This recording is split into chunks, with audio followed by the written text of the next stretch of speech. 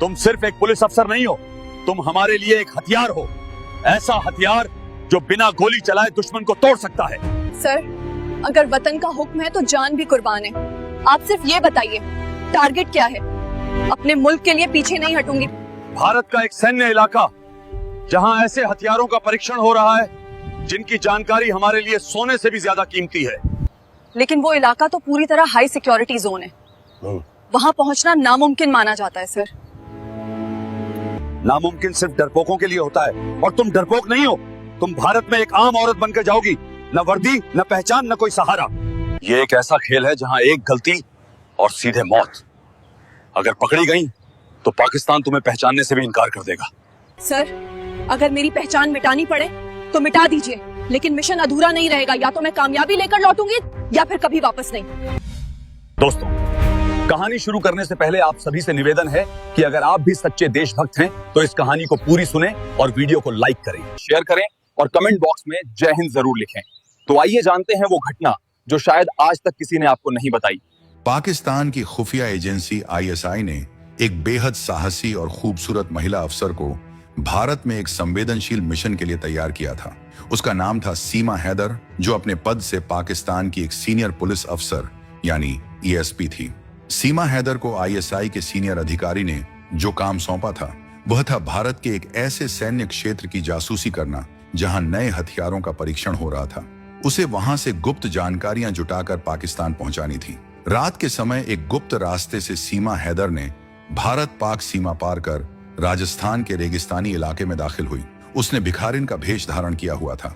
साधारण और फटे पुराने कपड़े पहने, बाल बिखरे हुए थे और साथ में एक पुराना थैला भी ले लिया था जिसमें उसका कुछ जरूरी सामान था। कई किलोमीटर पैदल चलने के बाद सुबह वह उस शहर के बाहरी इलाके में पहुंच गई जहां भारतीय सेना का गुप्त बेस मौजूद था। सीमा हैदर बेस के पास घूम ही रही थी, तभी एक जवान ने उसे देख लिया और उससे पूछने लगा, अरे ओ लड़की, कौन हो तुम और यहाँ क्या कर रही हो? साहब, मैं भटक गई हूँ। 2 दिन से कुछ खाया नहीं है। भटक गई हो या जानबूझकर आई हो? ये इलाका आम लोगों के लिए नहीं है। कुछ चालाकी करने की कोशिश तो नहीं कर रही हो?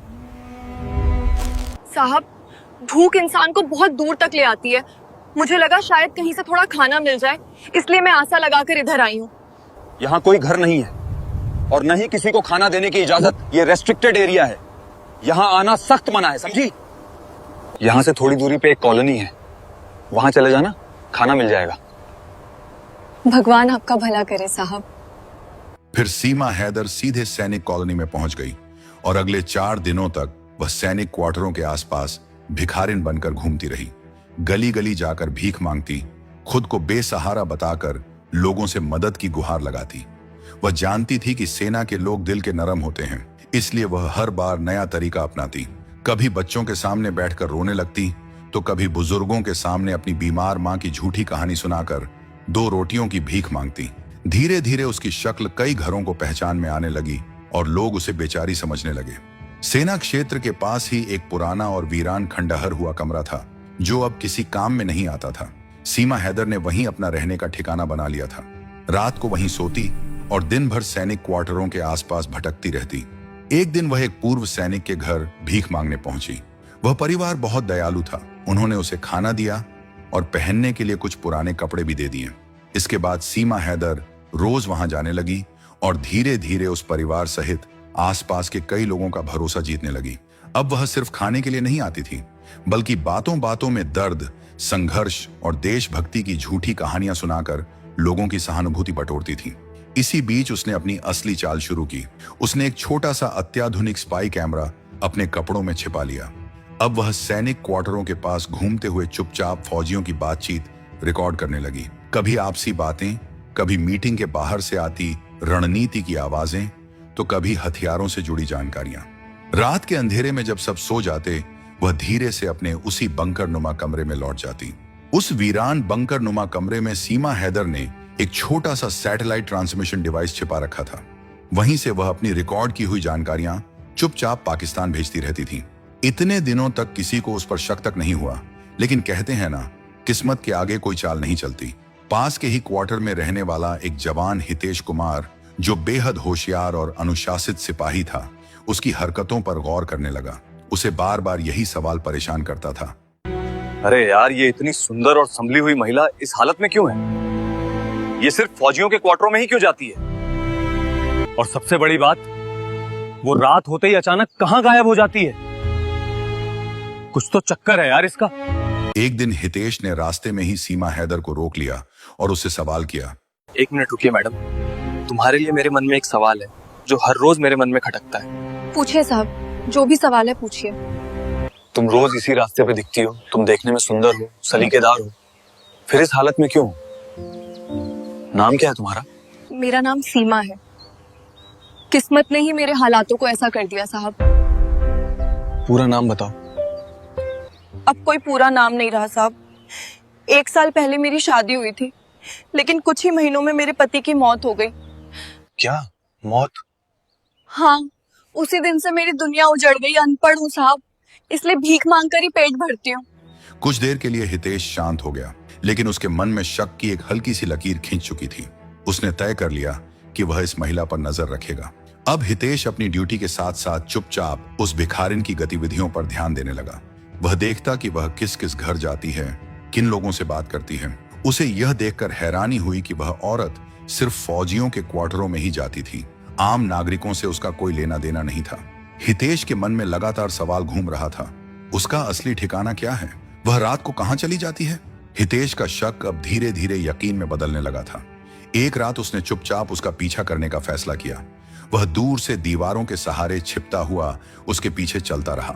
सीमा हैदर उसी पुराने खंडहर के अंदर पहुंच गई जहां वह रहा करती थी। हितेश बंकर के पास एक पेड़ के पीछे छिपकर सीमा पर नजर रखने लगा। फिर 5 मिनट बाद हितेश ने खंडहर की टूटी खिड़की से अंदर झांका और जो उसने देखा, उसकी सांसें थम गईं। अंदर सीमा हैदर बिल्कुल अलग रूप में थी। फटे कपड़े नहीं, बल्कि साफ सुथरे कपड़ों में थी। उसके हाथ में एक छोटा इलेक्ट्रॉनिक उपकरण था जिससे वह लगातार तस्वीरें और रिकॉर्डिंग्स भेज रही थी। सामने खुले नक्शे पड़े थे जिन पर भारत के कई सैन्य केंद्रों के नाम साफ लिखे थे। तभी वह धीमी आवाज में उर्दू में बात करने लगी। हितेश समझ गया, वह सैटेलाइट फोन पर पाकिस्तान के किसी अधिकारी से बात कर रही थी। हितेश का खून खौल उठा। उसने खुद से कहा, अरे यार, ये तो मेरी सोच से भी ऊपर निकली। मतलब ये है हमारे दुश्मन है। अगर इसे अभी पकड़ लिया जाए तो ये पता नहीं चल पाएगा कि इस साजिश की जड़ें कहां तक फैली हैं। इसका नाटक थोड़ा और देखना पड़ेगा। वह बिना कोई आवाज के वहां से अपने क्वार्टर लौट आया, लेकिन उस रात उसकी नींद उड़ चुकी थी। अगली सुबह हितेश सीमा को एक पेड़ के पीछे एकांत में ले गया। उसने सीधे शब्दों में कहा, अब कोई नाटक नहीं सीमा, साफ साफ सच बोलना। कौन हो तुम और पाकिस्तान को क्या भेज रही थी? क्या मतलब साहब? हाँ, मेरा मतलब वही है जो तुम सबसे छुपा रही हो। बताओ, तुम पाकिस्तान को क्या भेज रही थी? अगर मैंने सच बता दिया तो क्या तुम मुझे तुरंत पकड़वा दोगे? ये सब तुम्हारे जवाब पे निर्भर करता है। कुछ पल की खामोशी के बाद सीमा हैदर ने सच स्वीकार किया। कि मैं सब कुछ सच बताती हूँ। मैं पाकिस्तानी अफसर हूँ। मुझे यहाँ एक गुप्त मिशन पे भेजा गया था। तो अब क्या करोगी तुम? अब मैं कुछ नहीं कर सकती। अब तो मैं पकड़ी जा चुकी हूँ। तो क्या अब मैं तुम्हें गिरफ्तार करवा दूं? नहीं साहब, मुझे गिरफ्तार मत कीजिए। आपको जो चाहिए मैं देने को तैयार हूँ। आप जो कहेंगे मैं वही करूंगी। बस मुझे बचा लीजिए। मैं आज से पाकिस्तान में कोई जानकारी नहीं भेजूंगी, अल्लाह की कसम। हितेश एक पल के लिए सोच में पड़ गया। वह वर्दी में था, लेकिन उसका दिल कुछ और ही सोचने लगा। सामने एक बेहद खूबसूरत औरत खड़ी थी। सीमा उसे सामने से ऐसे देख रही थी जैसे वह पूरी तरह खुद को समर्पित करने को तैयार हो। कुछ देर चुप रहने के बाद हितेश ने बस इतना कहा, सुनो, एक काम करो, आज शाम मेरे घर आ जाना, तब तय करूंगा कि आगे क्या करना है। ठीक है साहब, अब मैं चलती हूँ। शाम को अच्छे से तैयार होके आऊंगी। शाम को मिलते हैं सर। शाम होते ही सीमा हैदर ने साफ सुथरे कपड़े पहने, बाल संवारे और हितेश के क्वार्टर में पहुंच गई। वह रात दोनों ने एक दूसरे के साथ गुजारी। यह नजदीकी तन की थी, मन की थी, या सिर्फ छल था, यह साफ नहीं था। लेकिन उस रात से उनके बीच एक नए रिश्ते ने जन्म ले लिया और अगले दिन से सीमा हैदर ने पाकिस्तान को कोई भी डाटा भेजना बंद कर दिया। हितेश ने उसका सैटेलाइट फोन और इलेक्ट्रॉनिक डिवाइस जब्त कर लिए। प्यार था, लेकिन देश पहले था। हितेश अब एक गहरी मानसिक उलझन में जी रहा था। एक ओर सीमा हैदर की मोहब्बत थी जो उसके दिल की गहराइयों तक उतर चुकी थी। दूसरी ओर देशभक्ति और संदेह था जो उसकी आत्मा को लगातार झकझोर रहा था। अब सीमा हैदर पहले जैसी चुप नहीं रहती थी। वह हितेश से अपने जीवन के बारे में खुलकर बातें करने लगी थी। अपने अतीत की झूठी कहानियां सुनाकर वह उसका भरोसा जीतने की कोशिश करती। दोनों शाम को साथ बैठते, बातें करते, खाना खाते और फिर साथ समय बिताते। हितेश अक्सर सोचता, क्या सच में इसके पीछे कोई मजबूरी है या ये सब मेरे साथ कोई नाटक कर रही है। उधर पाकिस्तान में आईएसआई बेचैन हो चुकी थी। लगातार सीमा हैदर से डांटा न मिलने पर वहां हलचल बढ़ने लगी। आखिरकार एक विशेष ऑपरेशन कहर की योजना बनाई गई। यह ऐसा मिशन था जिसमें भारत में छिपे एक अफसर की निष्क्रियता को देखते हुए बल प्रयोग के जरिए ध्यान भटकाने का फैसला लिया गया। कहानी अब एक बेहद खतरनाक मोड़ पर पहुंच चुकी थी। पाकिस्तान में आईएसआई के एक अफसर ने सख्त लहजे में कहा, अब सीमा हैदर को भूल जाओ। या तो वो पकड़ी जा चुकी है या फिर मर चुकी है, इसीलिए वो कोई जानकारी नहीं भेज रही। अब इंतजार खत्म हुआ, अब हमें ही कुछ करना होगा। अब समय आ गया है मैदान में उतरने का। इसके बाद 4 प्रशिक्षित आतंकवादियों को राजस्थान की सीमा से भारत में घुसाया गया।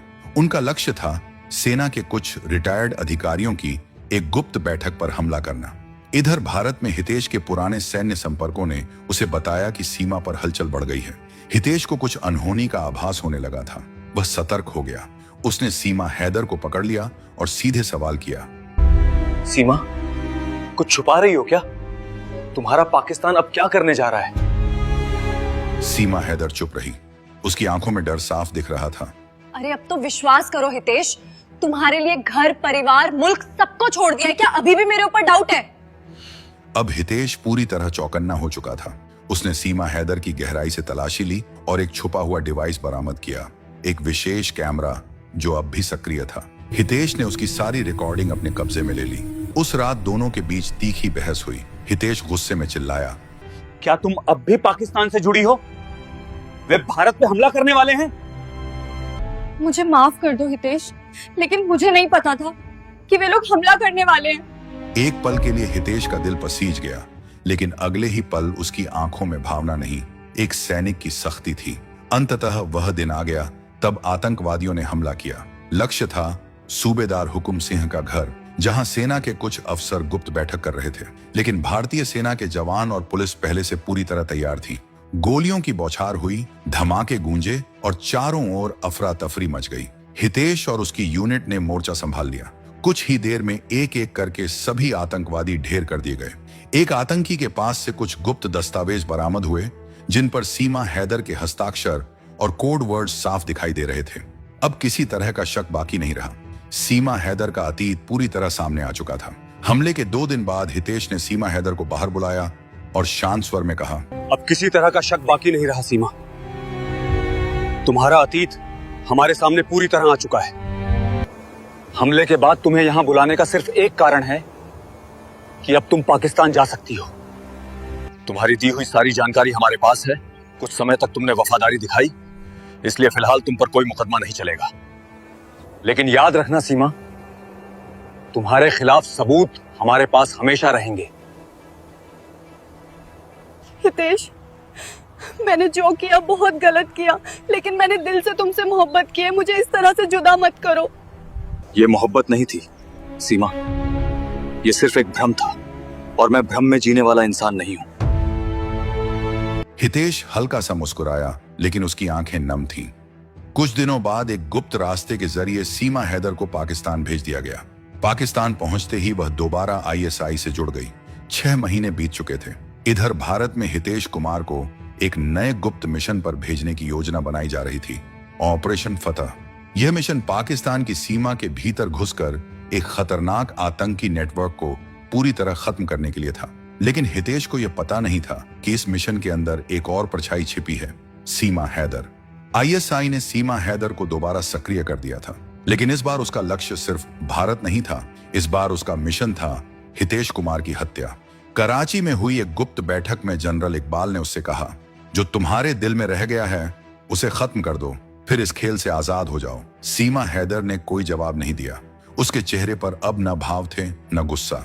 उधर हितेश पाकिस्तान में घुस चुका था, नया भेष, नई पहचान और सिर्फ 2 साथियों के साथ।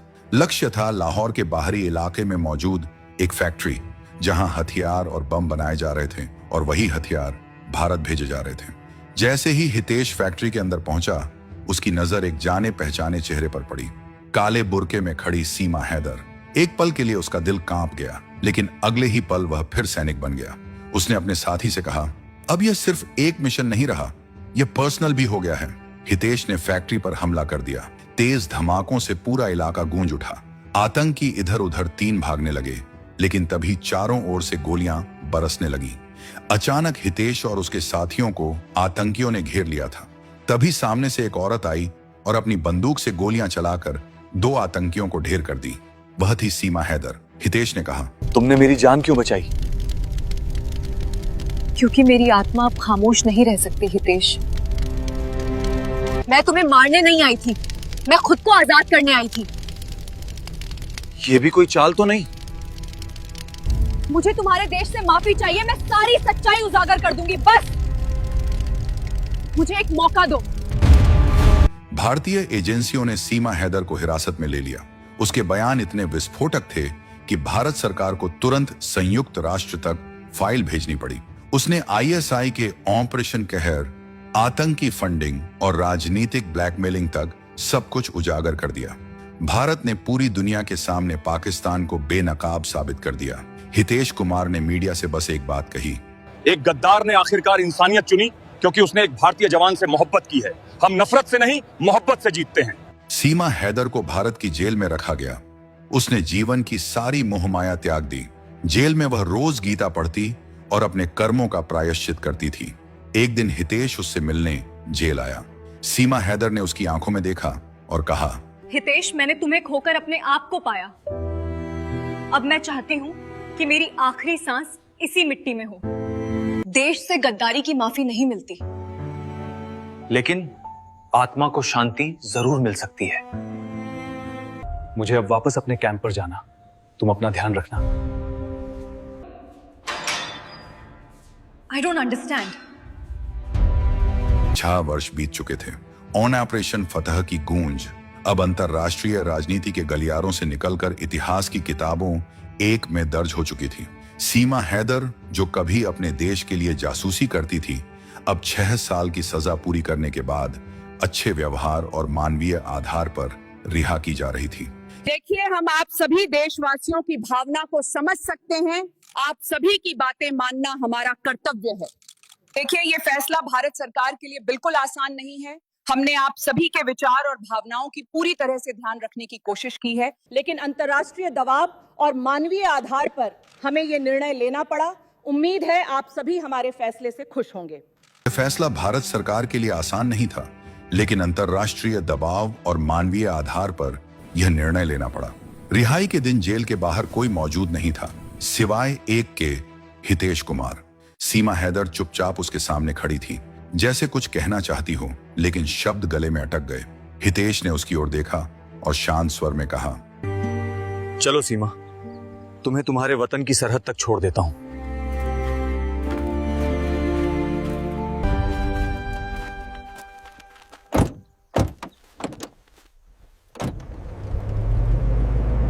गाड़ी चल पड़ी। दोनों के बीच गहरी खामोशी पसरी थी, वह खामोशी जो हर शब्द से भारी होती है। अटारी बॉर्डर तक का सफर लंबा था। हर किलोमीटर के साथ उनकी सांसें एक दूसरे की नजदीकी और दूरी दोनों को महसूस कर रही थीं।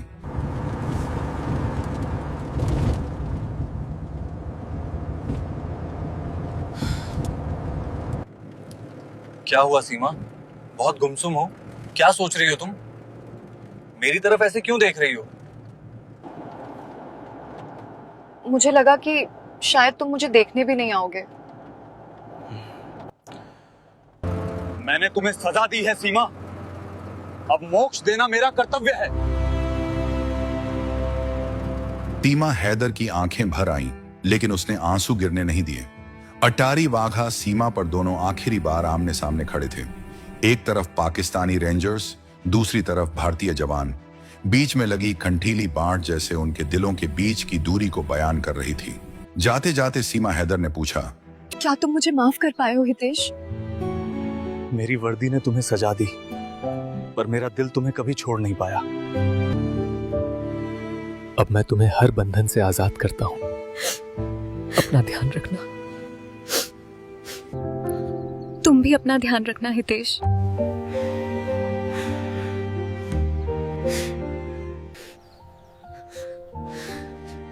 अब मुझे जाना होगा हितेश।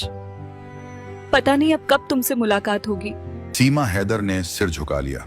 उसकी आंख से आंसू की एक बूंद गिरी और अब वह पाकिस्तान की सीमा में आ चुकी थी। अब उसे न कोई नाम चाहिए था, न कोई पहचान, उसे बस आजादी चाहिए थी। 8 महीने बाद हितेश को पाकिस्तान से एक चिट्ठी मिली। प्रिय हितेश, तुम्हारे देश ने मुझे सजा दी, लेकिन तुमने मुझे आत्मा दी। अब मैं मुल्तान में एक स्कूल चलाती हूँ, जहाँ लड़कियां पढ़ती हैं और नफरत से दूर रहती हैं। शायद यही मेरा प्रायश्चित है। मैं अब तुम्हारी नहीं, लेकिन किसी और की गुलाम भी नहीं। हितेश ने चिट्ठी को चूमकर अपनी किताब के अंतिम अध्याय में रख दिया।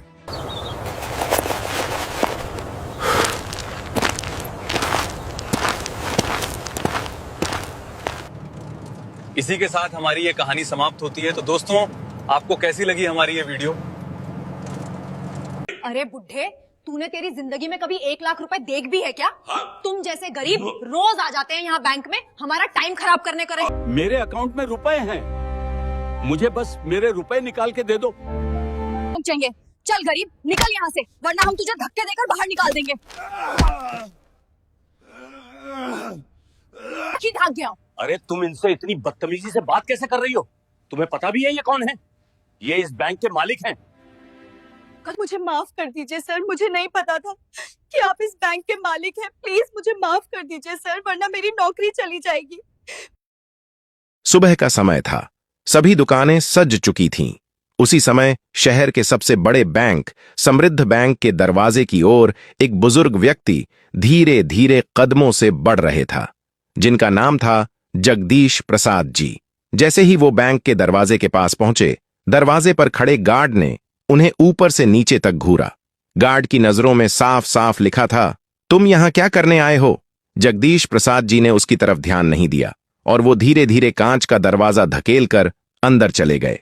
अंदर जाते ही कर्मचारी और ग्राहक उन्हें अजीब नजरों से देखने लगे। सब उन्हें ऐसे देख रहे थे जैसे कोई गलत जगह पर आ गया हो। वह धीरे धीरे चलकर काउंटर की तरफ बढ़े। एक काउंटर पर पूछताछ लिखा था, जहां करिश्मा नाम की एक 28 साल की महिला बैठी थी। करिश्मा अपने काम से ज्यादा अपने फोन में व्यस्त थी। उसके चेहरे पर एक अजीब सी अकड़ थी। जगदीश प्रसाद जी ने बहुत ही विनम्रता से करिश्मा से कहा, बेटी मुझे बैंक से पैसे निकालने थे। करिश्मा ने अपनी नजरों से उन्हें घूर कर देखा। एक बूढ़ा आदमी साधारण धोती कुर्ते में पैरों में घिसी हुई चप्पलें पहने खड़ा था। करिश्मा ने मन ही मन सोचा, शायद पेंशन के 1500 रुपए निकालने आया होगा। उसने बेरुखी से कहा, तो निकालो ना, मैं क्या करूं, जाओ उस काउंटर पर। जगदीश प्रसाद जी ने कहा, बेटी मुझे चेक से रुपए निकालने हैं। करिश्मा ने एक नकली हंसी हंसते हुए कहा, ओहो, चेक से कितने निकालने हैं? 2000। जगदीश प्रसाद जी ने कहा, नहीं, मुझे 1 लाख रुपए नकद निकालने हैं। यह सुनते ही वह जोर जोर से हंसने लगी। उसकी हंसी इतनी तेज थी कि आसपास के लोग भी देखने लगे। करिश्मा ने कहा, क्या कहा? जिंदगी में कभी इतने पैसे एक साथ देखे भी हैं? भिखारी कहीं के, चलो निकलो यहां से, मेरा और बैंक का टाइम खराब मत करो। जगदीश प्रसाद जी का चेहरा अपमान से लाल हो गया।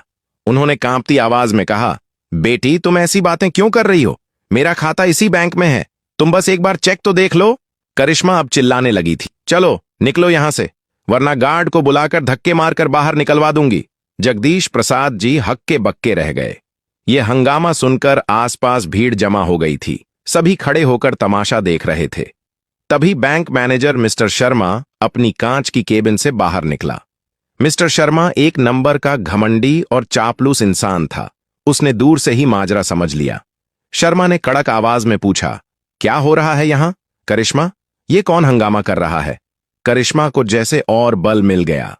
उसने चटकारे लेते हुए कहा, सर देखिए ना, ये कोई भिखारी ही है कि यहां से जाओ तो जाता क्यों नहीं? ये बैंक है, कोई धर्मशाला नहीं जो कोई भी मुंह उठाकर चला आए। राम प्रसाद जी ने हाथ जोड़कर कहा, साहब मैं भिखारी नहीं हूं, मेरा पैसा है इस बैंक में। मिस्टर शर्मा ने अपना आपा खो दिया। उसने आगे बढ़कर जगदीश प्रसाद जी को जोर से सीने पर धक्का दे दिया और गुस्से से कहा, निकल यहां से। धक्का इतना जोरदार था कि 65 साल के जगदीश प्रसाद छा गया। फिर मैनेजर गार्ड पर चिल्लाया, देख क्या रहे हो, उठाओ इसे और बाहर फेंको। पता नहीं कहां कहां से आ जाते हैं बैंक का माहौल खराब करने। गार्ड ने जगदीश प्रसाद जी की बांह पकड़े और उन्हें घसीटते हुए बैंक के दरवाजे से बाहर कर दिया। जगदीश प्रसाद जी ने पीछे मुड़कर देखा। करिश्मा अपनी जीत की मुस्कान के साथ उन्हें देख रही थी। मिस्टर शर्मा अपनी टाई ठीक करता हुआ वापस अपने केबिन में जा रहा था और बाकी ग्राहक वह सब ऐसे अपनी अपनी जगह लौट गए जैसे कुछ हुआ ही ना।